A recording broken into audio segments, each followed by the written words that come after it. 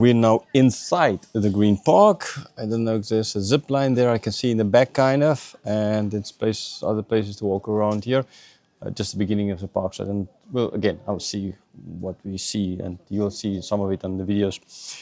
Exodus 9, verse 22. Then the Lord said to Moses, stretch out your hand toward heaven, so there may be hail in all the land of Egypt, on man and beast, and every plant of the field in the land of Egypt.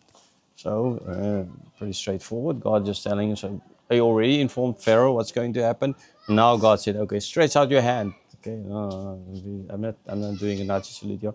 But stretch out your hand so that all this will ultimately come on them. This hail will fall on man, beast, every plant. Nothing is going. I understand if hail falls on outside, everything that's outside, it's going to fall on it. That's kind of logical.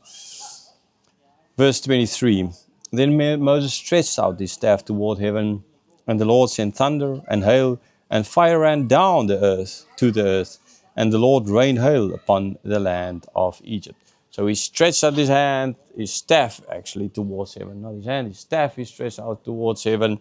And then the thunder came, the lightning came, the fire ran down to earth. That's understandable. The lightning, for them it would look like fire, and in some cases, if you don't know what, then yeah, sure, it does look like fire.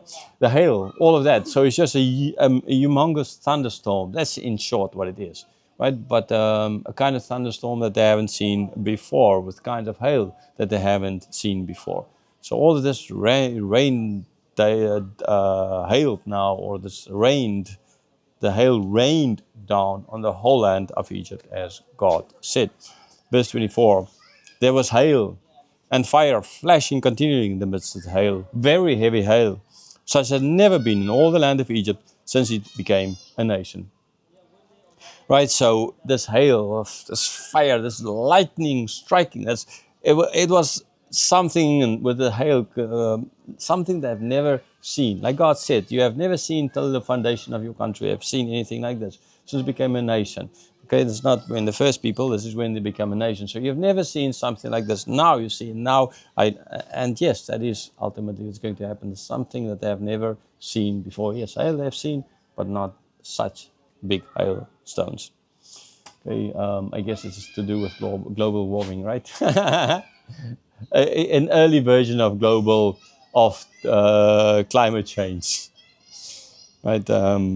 In this case, it's just a plague, a miracle. Verse 25. The hail struck down everything that was in the field, in all the land of Egypt, both man and beast. And hail struck down every plant of the field, and broke every tree of the field. And again, so this hail came and struck down everything that was out in the field. So, and the plants, potted plants, they could have moved in, but no, the vast majority of the plants would not have been potted. So they were out there. And they just destroyed it. Right? I've seen farms and maize, etc., been totally destroyed by there in South Africa, but not even in South Africa, but there I've seen it a number of times, how the damage that hail can do. And so yes, and actually now, I don't know, this sounds like thunder, but maybe it's just a train, because I don't see any cloud in the sky. Right, so the trees, everything suffered, broke down. Verse 26, only in the land of Goshen, where the people of Israel were, was there no hail. Now, I guess that was not thunder, there's some other thing that moved on, because now the sound is gone.